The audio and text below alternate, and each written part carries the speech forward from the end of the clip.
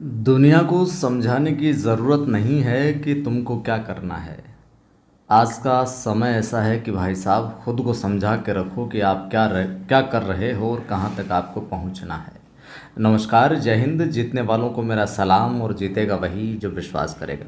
आज के इस वीडियो के अंदर हम बजट 2024 के जितने भी इम्पोर्टेंट प्रश्न बनते हैं उन पर डिस्कस करेंगे और यकीन जानिए इस बजट वाले सेशन से आपके एक या दो प्रश्न परीक्षा के अंदर अवश्य जो पूछे जाएंगे। पहला सवाल आपसे पूछा जा सकता है कि जनजातीय समुदायों की सामाजिक आर्थिक स्थिति में सुधार लाने के लिए किस योजना की शुरुआत की जाएगी। तो योजना है प्रधानमंत्री जनजाति उन्नत ग्राम अभियान। प्रधानमंत्री जनजाति उन्नत ग्राम अभियान, इस योजना की शुरुआत की जाएगी किस लिए? जनजातीय समुदायों की सामाजिक और आर्थिक स्थिति को सुधारने के लिए, उसमें ठीक करने के लिए। चलिए, प्रश्न आपसे पूछा जा सकता है परीक्षा में कि बजट 2024-25 में बिहार के किस जिले में विष्णुपद और जो महाबोधि मंदिर है वहाँ कॉरिडोर बनाने की बात कही गई है। तो विष्णुपद और महाबोधि मंदिर में कॉरिडोर बनाने की बात कही गई है 2024-25 में। बिहार में है दोनों, और वो जो जगह है, जो जिला है वो है गया। यानी कि विष्णुपद और जो महाबोधि मंदिर है गया जिले में है और यहाँ कॉरिडोर बनाने की बात है जो बजट में कही गई है, ध्यान में रखना। और बिहार की राजधानी पटना, मुख्यमंत्री नीतीश कुमार। परीक्षा में सवाल आ सकता है 23 जुलाई 2024 को संसद में केंद्रीय बजट किसने पेश किया? तो निर्मला सीतारमण साहिबा ने केंद्रीय बजट पेश किया 23 जुलाई 2024 को। इम्पोर्टेंट बातें परीक्षा उपयोगी, ध्यान में रखना। लगातार 7 बार बजट पेश करने वाली भारत की जो है पहली महिला वित्त मंत्री बन गई है। पहली महिला वित्त मंत्री जिसने लगातार 7 बार बजट है जो पेश किया है। वेरी वेरी इंपॉर्टेंट प्रश्न है जो बन जाता है। वहीं इन्होंने एक बार अंतरिम बजट पेश किया और 6 बार जो पूर्ण बजट पेश किया है। जिस वर्ष आम चुनाव होने वाला होता है ना, उस वर्ष अंतरिम बजट है जो पेश किया जाता है, उसके बाद पूर्ण बजट। प्रश्न आपसे पूछा जा सकता है कि बजट 2024-25 में प्रधानमंत्री सूर्य घर मुफ्त बिजली योजना का नाम क्या है? प्रधानमंत्री सूर्य घर मुफ्त बिजली योजना के तहत हर महीने कितने यूनिट तक बिजली मुफ्त जो रहेगी? 300 यूनिट। कितने यूनिट? 300 यूनिट। परीक्षा में सवाल आ सकता है और यहाँ से यकीन जानिए कि आपके 2-3 प्रश्न या 1-2 प्रश्न पक्का है जो परीक्षा में आएंगे, चाहे ग्रेड फर्स्ट दो आप, चाहे ग्रेड सेकंड दो, या फिर अन्य किसी भर्ती परीक्षा। बजट 2024-25 में स्टार्टअप के लिए एंजल टैक्स खत्म किया गया है। एंजल टैक्स को कब लागू किया गया था? 2012 में। तो 2012 के अंदर एंजल टैक्स लागू किया गया था स्टार्टअप के लिए, और 2024-25 में जो स्टार्टअप के लिए जो एंजल टैक्स होता था उसको जो ख़त्म है जो कर दिया गया है। और लागू कब किया था इसको? 2012 के अंदर किया था। ये बात ध्यान में रखिएगा। प्रश्न पूछा जा सकता है 2024-25 में बजट सत्र 2024-25 में 3 से 7 लाख रुपए तक की आय पर कितने प्रतिशत टैक्स का प्रावधान किया गया? तो जिनकी 3 से 7 लाख आय 5% टैक्स लगेगा, और 0 से 3 लाख 0% टैक्स। 3 से 7 लाख वालों के लिए 5%। अब देखिए कैसे क्या सालाना टैक्स का विवरण रहा। 7 से 10 लाख रुपए तक की आय पर 10% टैक्स होगा। 10 से 12 लाख रुपए तक की सालाना आय पर 15%। 12 से 15 लाख रुपए पर 20%। 15 लाख से ऊपर भी 30%। यह टैक्स का सिस्टम रहा है। प्रश्न आपसे पूछा जा सकता है कि भारत सरकार ने 2025-26 में राजकोषीय घाटे को कितने प्रतिशत तक लाने का जो लक्ष्य रखा है? 4.5% तक है जो लाने का लक्ष्य रखा है। सवाल पूछा जा सकता है बजट 2024-25 के अनुसार वित्त वर्ष 2025 में कुल व्यय कितना अनुमानित है? यानी कि टोटल जो बजट रहने वाले वो कितना था? तो 48.21 लाख करोड़ रुपए ये 2024-25 के अकॉर्डिंग है जो कुल बजट है जो रहा है। 48.21 लाख करोड़ वे होगा।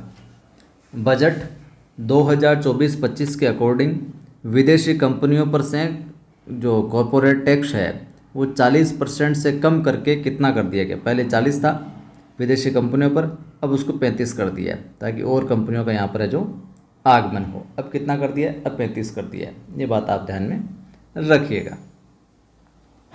सवाल आपसे पूछा जा सकता है कि माता पिता और अभिभावकों द्वारा पेंशन योगदान प्रदान करने के लिए सरकार कौन सी योजना लॉन्च करेगी।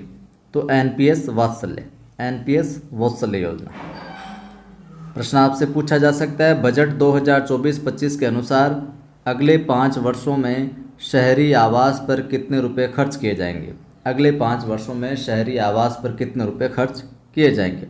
तो 2.2 लाख करोड़ रुपए है जो शहरी आवास पर खर्च किए जाएंगे अगले 5 वर्षों के अंदर। ठीक बात। चलिए,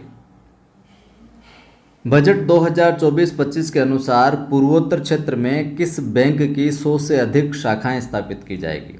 बजट 2024-25 के अनुसार पूर्वोत्तर क्षेत्र में किस बैंक की 100 से ज़्यादा जो ब्रांचेज है वो खोली जाएगी। तो इंडिया पोस्ट पेमेंट बैंक इसको काफ़ी है जो बढ़ावा दिया जा रहा है और काम भी गजब का है इसका। देख लीजिए, इंडिया पोस्ट पेमेंट बैंक के गठन की हम बात करें तो इसका जो गठन हुआ था 30 जनवरी 2017 को हुआ था और इसका हेडक्वार्टर नई दिल्ली में, और इसके जरिए है जो 18 से कम उम्र वाले बच्चे भी है जो अपना अकाउंट खुलवाकर फ़ोनपे वगैरह ये यूपीआई आईडी वगैरह यूज कर सकते हैं। पीएम मुद्रा लोन योजना में मिलने वाली रकम को 10 लाख रुपए से बढ़ाकर कितना कर दिया है। तो पहले पीएम मुद्रा लोन योजना के अंतर्गत 10 लाख रुपए तक की राशि मिलती थी, रकम मिलती थी। अब उसको बढ़ाकर कितना कर दिया, 20 लाख रुपए कर दिया। पहले 10 लाख रुपए और अब कितना बढ़ा दिया, इसको 20 लाख तक कर दिया है। और इस योजना की जो शुरुआत हुई थी वो 8 अप्रैल 2015 को 8 अप्रैल 2015 को इसकी शुरुआत है जो होती है।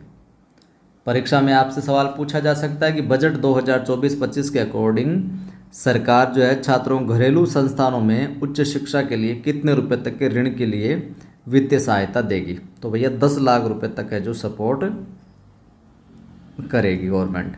ठीक है, और मस्त होके पढ़ा करो इत्मीनान से, बिना किसी बर्डन के, बिना किसी टेंशन के। बस जब जो काम करो वो पूरी शिद्दत के साथ करो। प्रश्न है कि 2024 में अंतरिम बजट किस दिन पेश किया गया।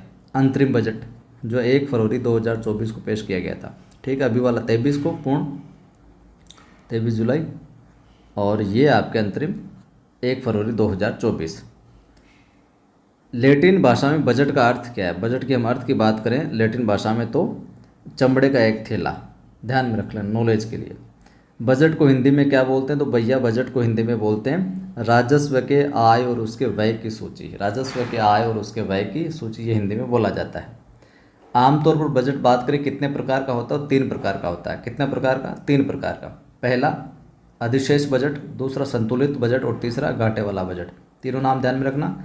आमतौर पर बजट 3 प्रकार का होता है, अधिशेष बजट, संतुलित बजट और घाटे वाला बजट। ठीक है, पहले रेल बजट है जो अलग पेश किया जाता था। तो रेल बजट को आम बजट में किस वर्ष जो मिला लिया गया, आम बजट के साथ इसको पेश किया जाने लगा। तो ये कार्यक्रम हुआ था 2017-18 को। ऐसा हुआ कि भैया जो रेल बजट अलग से पेश होता था, रेल बजट अलग से पेश होता था, उसको क्या 2017-18 में विलय कर दिया और इसके आम बजट के साथ ही पेश है जो होने लगा। देखिए, वित्त मंत्री कौन थे उस समय, अरुण जेटली। इन्होंने पहली बार वित्तीय वर्ष 17-18 में रेल बजट और आम बजट को एक साथ पेश कर 92 साल से जो 92 साल से चली आ रही प्रथा थी उसको समाप्त कर दिया। पहले अलग अलग होता था। तो पहले संसद में 2 बजट पेश किए जाते थे, एक रेल बजट होता था और दूसरा आम बजट होता था।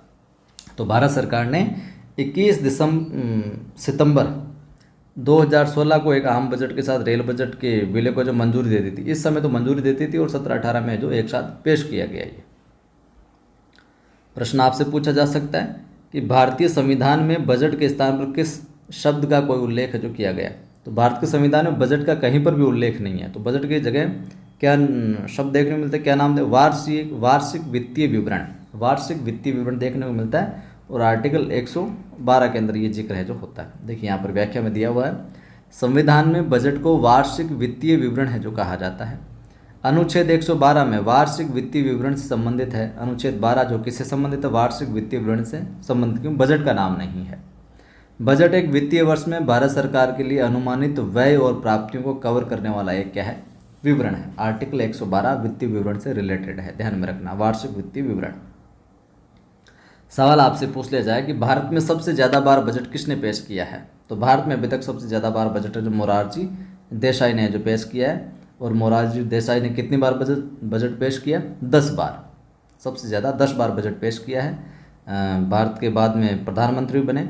मोरारजी देसाई के बाद सर्वाधिक बजट पेश करने की अगर बात आए, रिकॉर्ड की बात आए, तो पी चिदम्बरम के नाम है, जिन्होंने कुल 9 बार है जो पेश किया। और इंदिरा गांधी जो है पहली महिला वित्त मंत्री थी जिन्होंने बजट पेश किया। और दूसरे अपने निर्मला सीतारमण। पूर्णकालिक रूप से हम बात करें तो निर्मला सीतारमण पहली है। प्रश्न है कि देश के इतिहास में सबसे लंबा बजट भाषण का रिकॉर्ड किसके नाम है? तो वो भी निर्मला सीतारमण के नाम है। किस वर्ष देश का पहला पेपरलेस बजट पेश किया गया? 2021 में इन्होंने किया पेपरलेस बजट। तो सही जो हम देखें तो केंद्रीय बजट 2021-22 है इसका। 1 फरवरी 2021 को वित्त मंत्री निर्मला सीतारमण ने पहला पेपरलेस बजट पेश किया, ये भी ध्यान में रखना। ये भारत में चल रहे कोविड-19 महामारी के कारण किया गया था।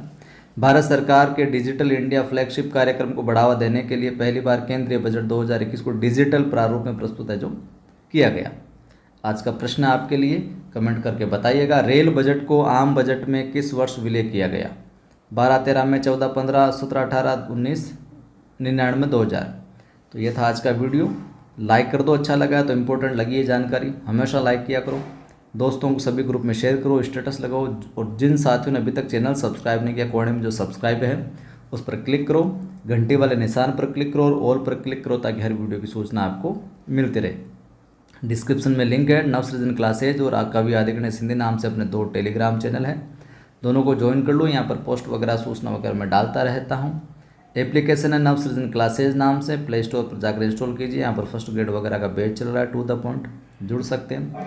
बाजार में अपनी सेकंड ग्रेड हिंदी की 1 लाइनर किताब भी है, नज़दीकी बुक स्टोर पर मिल जाएगी। फिर भी नहीं मिले तो उनको बोलना पायल बुक हाउस जयपुर से मंगवा कर दे। फिर भी नहीं मिले तो आप हमें 86 19 73 87 34 पर व्हाट्सअप कीजिए। 86 19 73 87 34 यही नंबर है। इसके अलावा अगर कोई आता है तो समझो फ्रॉड है। 86 19 73 87 34 पर ऑनलाइन व्हाट्सअप कीजिए। कैसे क्या मिलेगी सारी जानकारी आपको दे दी जाएगी। जय हिंद, फिर मिलता हूँ।